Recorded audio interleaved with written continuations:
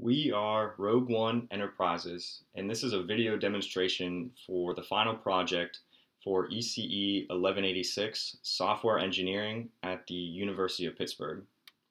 So after building our system, in the build directory here, we have a trainsystem.jar file.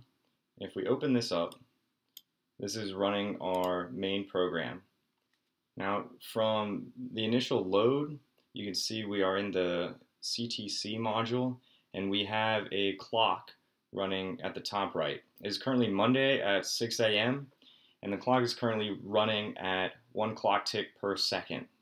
We can change that speed, go into this drop down, and we can change that to 10 times normal time, 25, 50, or 100, which will be demoed later. Now, something to note, whenever the program is initially loaded, a default track model and a default PLC file are both initialized. And these can be changed later on through the program if desired. So the first module will pop open are the green and the red track views. This is how we are able to monitor our trains around the track. And these views also show block presence for trains, as well as switches, lights, and stations, as well as the yard. And the legend below shows exactly what each block looks like when we close blocks or fail them, if a train is moving or stopped, etc. So next we're going to go into the track model, and here we can see all of the blocks that were loaded with the default track model file. If we head over to the details page, we can select an individual block to view. So first off, we're going to look at L71, which is a beacon block. And all blocks have an ID, 2 ports, length, grade, speed limit, elevation, etc. If the block is a switch or a station, it will also have information here. And this current block has a beacon on it, which is a beacon to the Dormont station, which is located right here. And from this beacon, when the train receives it, the train knows that it is 656 feet away, and the door should be open on the right side. So if we head into section M76, this is a switch block and is right here. And we can test the failures on this block as a broken rail, and you can see in the track view, the broken rail actually gets highlighted in red. We can disable that. Track circuit also fails it, as well as the power outage. And the power outage, as you can see, also fails the lights. So next, the wayside, the wayside controller receives these signals and is able to determine if a train needs to stop beforehand, which will be demoed later. So next, after viewing the track, we are going to dispatch a train. You can set a speed and authority to dispatch, as well as which line to dispatch to. And of course, we are currently in manual mode. So as soon as we dispatch a train, we're going to dispatch within the safety limits. This dispatch command is going to go through the wayside controller to make sure it's safe to dispatch, then into the track model, through that to the train model and train controller, which will instantiate a train from the yard. We dispatch and send new commands based on feet as authority remaining. So right now I've popped open the train model and train controller GUIs for the train that is just dispatched, as well as a passenger emergency brake. So you can see this is the train controller GUI and this is the train model GUI. The train is traveling along the track as seen right here. It has reached a beacon for the first station, and as you can see, it is approaching Glenbury, and currently there's only one person at the station. And sometimes people leave stations as well, so currently 0. As you can see, the train model receives a power command from the train controller, and it calculates its velocity and distance traveled based off of that. Trains, once they reach a station, they open their doors, wait 60 seconds to board all the passengers, and continue moving on to the next station. So right now we are just waiting at the station for the 60-second time limit. Some other things to note, there's one crew per train, and it looks like we actually did pick up a passenger at the station. So we are now have one on board and one crew. And this goes into calculation for the current train weight. The length of the train, the height, and the width are all determined by the number of cars that the train has. Currently it is rush hour. Between the hours of 6 and 8 a.m. and p.m., 2 cars are dispatched per train, and otherwise only 1 car is dispatched. So we have now left the station, and as you can see, our power output is 300 kilowatts, and we are increasing our speed and decreasing our authority, because authority is remaining feet left that the train is allowed to travel.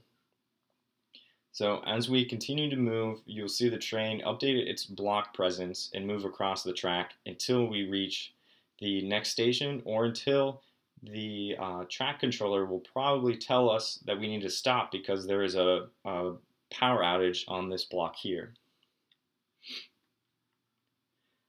Other things to note, the train controller has a safety critical architecture. It is a TMR for its power calculation. Other safety critical features include the wayside controller logic shown here to keep, of course, all trains and passengers safe at all times.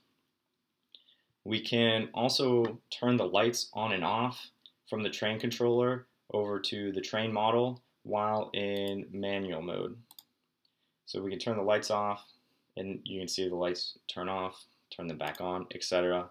We can also open and close doors only if allowed, and allowed being the train is stopped at a station. Otherwise, those doors remain shut. So we can see the train has halted before the station because this block is closed. So what we're going to do now is go ahead and open that block.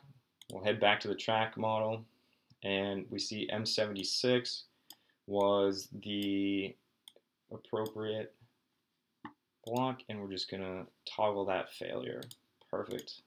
So the train will continue. It is approaching Dormont Station. There are currently 25 passengers there waiting to board. So we're gonna head that way and wait for them to hop on.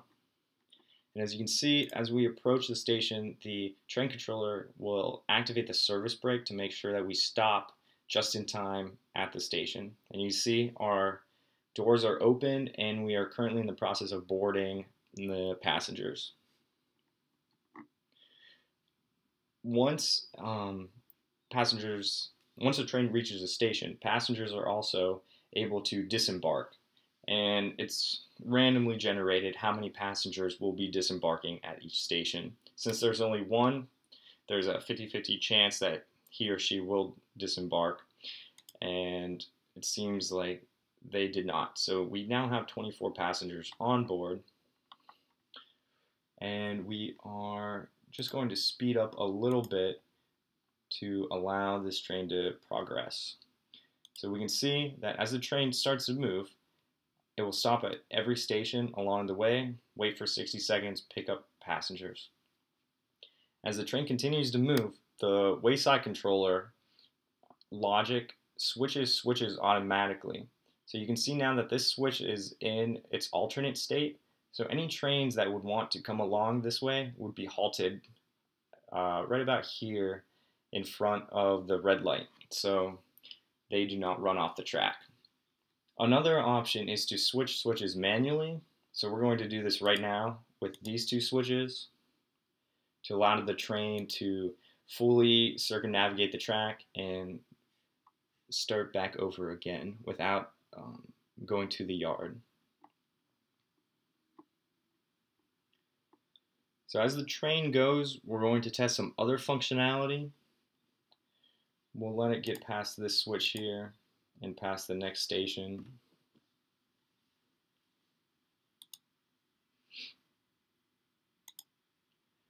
As the train is traveling, it might encounter several failures. One is a power failure. If we send that command over, the train controller will activate the emergency brake.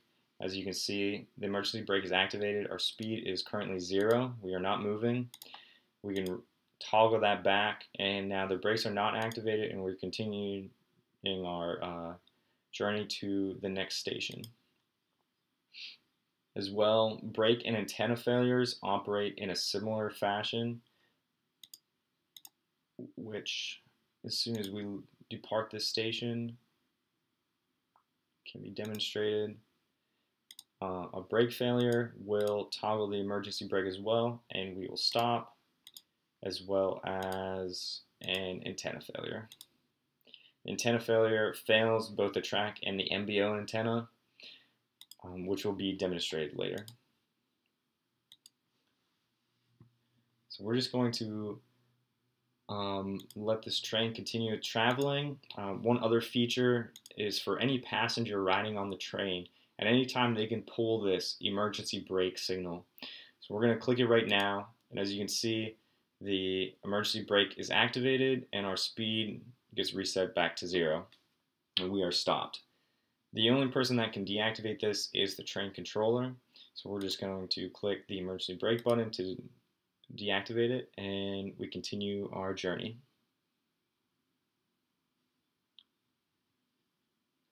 As the train travels across the track, we have calculations for throughput in trains per hour. And currently throughput is based off the distance that the train has traveled along the track.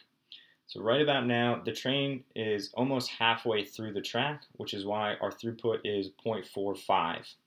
After a train reaches the yard or loops around the track, it will be at 1.0. And if the train goes around the track, it will continue to increment. And this number is reset every hour for trains that have left the system. So if this train would depart into the yard at 7 o'clock, it would get set back to 0. So we're just going to go ahead and speed up our train a little bit to let it continue along the track. We can test the 100 times normal speed. And as you can see, once the train reaches the railroad crossing, the lights and the gates along the crossing will become activated. And we can just put this back to normal time, and you can see that the railroad light is flashing.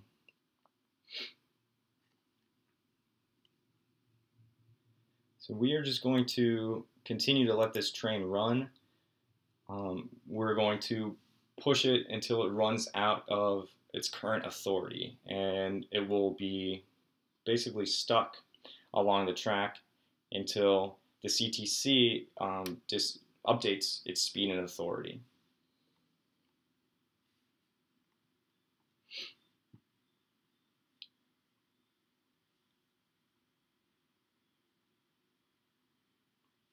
Alright, so now we have a train basically dead along the track because it has run out of authority. If we dispatch another train, if we have to switch this switch back. If we dispatch another train, we can see that it will stop at this station, but due to the fact this switch is switched in this red light here, the train will not progress any further because of the wayside controller's logic. We also can continue to dispatch trains, and they will just back up until there's no room left along the track to dispatch. At this current time, if we try dispatching again, we get an unsafe dispatch command because there's a train right here waiting. So next, we are going to demo closing a block for maintenance. So if we click here onto a section in V, we can close block 121, for instance. And it comes up as a purple outline, which is a closed block. So then we're going to update the authority for this train right here so it can continue along the track. Click Update Selected Train, and we can type in a current speed and authority, and then hit Update. And this speed and authority goes from the CTC through the wayside controller into the track model, and lastly picked up by the train that is along the track through the track circuit. The train tells the train controller these updated values, and the train controller is able to send a new power command to the train.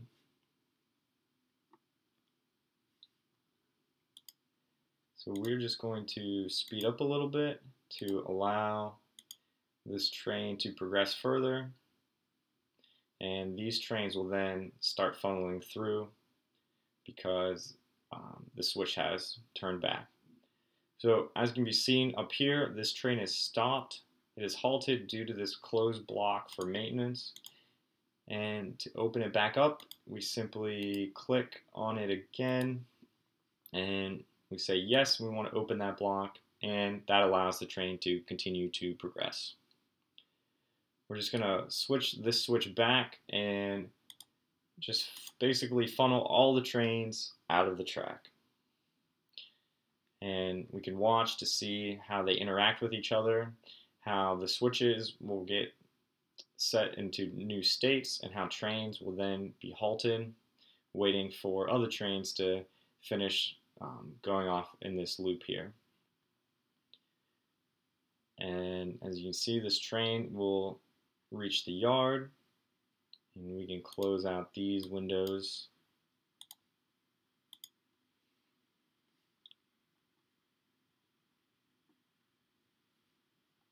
One other thing to note is there are boundaries to safe dispatch speed and authority. If we try to dispatch a train with a speed of, say, 500 miles per hour, and we get an unsafe dispatch command due to that the speed is too high. As well, if we send a command to dispatch, say, 10 million feet, we get an authority too high command as well. So as can be seen, this train is almost approached the yard. One other thing to note, as soon as 9 o'clock hits, this throughput will be reset due to the fact that it is trains per hour. As you can see, we drop down. Now that there are only 2 trains left on the track, it is 1.73. So we will continue and allow this last train to loop back through the yard.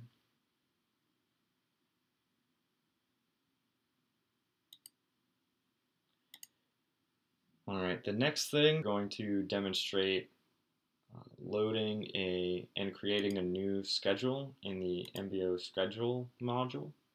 Now there are 2 ways to generate a new train schedule. One is through the throughput, and one is number of active trains per line. So if we select that, say we want 20 trains per line, we can hit generate that new schedule, and when we go to upload it, if we head into right here, and as you can see, there are now 40 employees because we have 20 trains per line.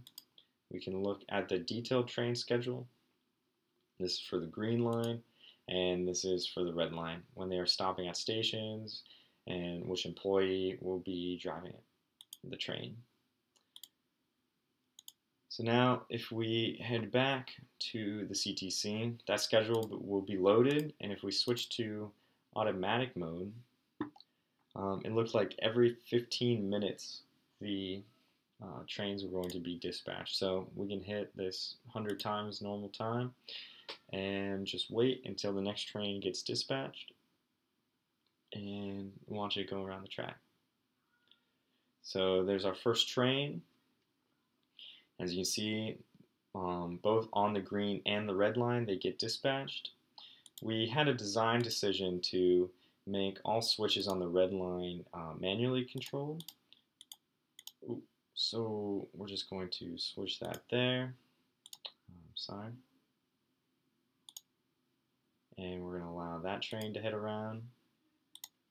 Let me just slow that down a little bit. Maybe we'll have him take that wayside. Let that train go through. So you can see you can get quite a few trains along the track before you have any sort of backup or halting. The green line runs completely autonomously, as can be seen here. Now, another option for us is to switch from fixed block mode into MBO mode. So if we come here, we can change into moving block mode, and now it's enabled. So now trains will begin to start piling up on the same exact block. There is a safety critical architecture built into sending signals from the train to the MBO and back. The train model will send its speed and its position to the MBO. And the MBO module will calculate safe braking distance based off of this, as well as a speed and authority to send to a train. So we can get these trains all piled up here.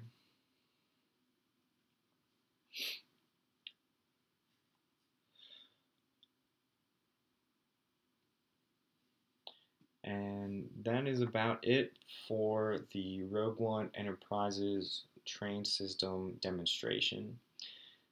As you can see, we have many trains able to go around the track autonomously, as well as the option for manual dispatches and manual toggling of switches, as well as a nice desired throughput. As you can see here, there were 2 trains that currently stopped on the same block.